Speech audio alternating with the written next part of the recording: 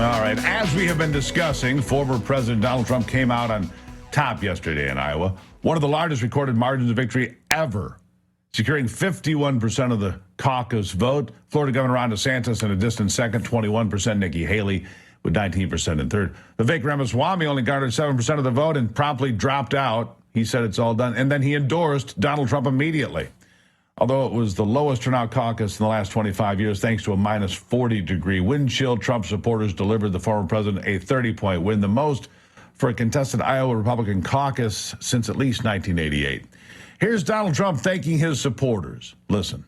I want to thank everybody. This has been some period of time, and most importantly, we want to thank the great people of Iowa. Thank you. We love you all. What a turnout, what a crowd.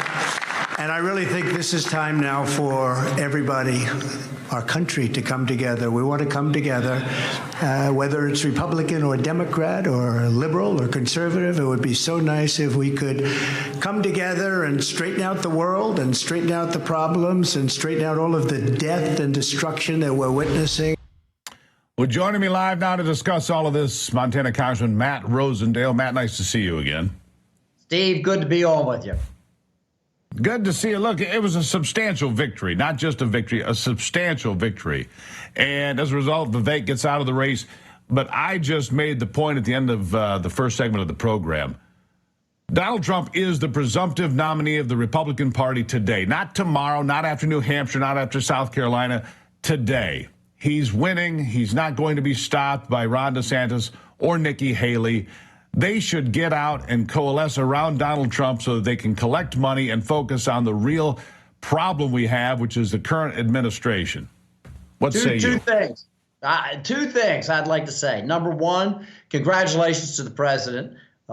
We certainly were hoping and thinking that he was going to be in this position. It is an incredible victory. Just think how large it would be if he did not have all of this election interference taking place across the country and these hacks attacking him, hauling him into courtrooms and making up these charges to try and keep him from becoming the next president. My gosh. And then the second thing I will say is Nikki Haley, actually, she had it right. It's a two-person race. And that's true. It's Donald Trump and Joe Biden. Her ship sailed a long time ago. That's where this election is right now, and they need to understand it, recognize it, embrace it, and let's get on with this battle. So you agree then he is today, not tomorrow, not after New Hampshire, not after South Carolina. He is today the presumptive nominee of the Republican Party because that's what they should be calling him in the Republican Party and in the national news media. But of course, it's CNN and MSNBC. They don't even want to hear the guy talk. He's too dangerous to hear. We must silence him. I mean, these people on the left don't even care about the First Amendment or free speech or political speech. They don't care about any of it. They'll do anything to keep you from hearing him talk, won't they?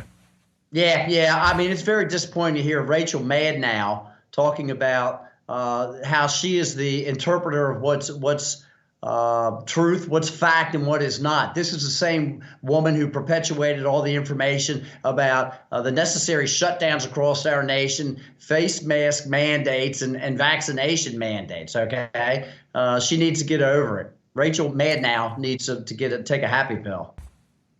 Yeah. So here's what I'd like to do, Matt. Look, Donald Trump is going to be the nominee.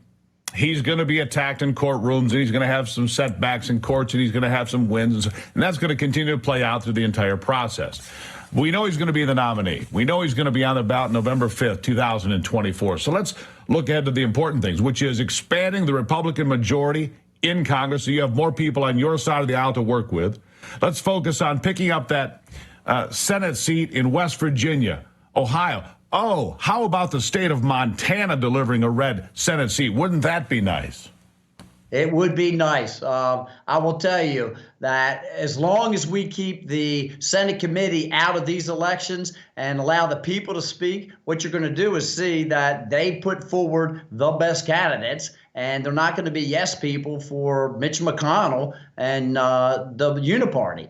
We have seen the people, we have heard the people speak. They want us to reduce spending, Steve. They want us to secure our border. And anyone who is not prepared to do that shouldn't be running for office. And to have someone make a bunch of statements and talking points and campaign promises doesn't cut it. We need to start putting people in office that actually serve the same way that they campaign.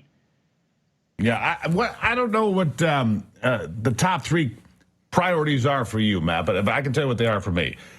It's the border, the economy, and energy. You talked about traveling across Montana here recently, looking at those big, beautiful turbines doing absolutely nothing, sitting still, because on really cold days, they don't move. So those are my priorities. The border, Bidenomics, getting rid of that, and taking care of our energy sector. What other things do you think are really important looking at November of this year? That is exactly where we are. That border, I continue to hear people talk about how bad it is. We have an invasion taking place, and they are 100% true. We've had 6 to 8 million people that have come across the border illegally that have encounters with law enforcement. We have another 2 million, Steve, that have come through, at least 2 million. It could be more than that have snuck in the cover of darkness with ghillie suits and camouflage head to toe, carpet shoes on so that they can't be tracked.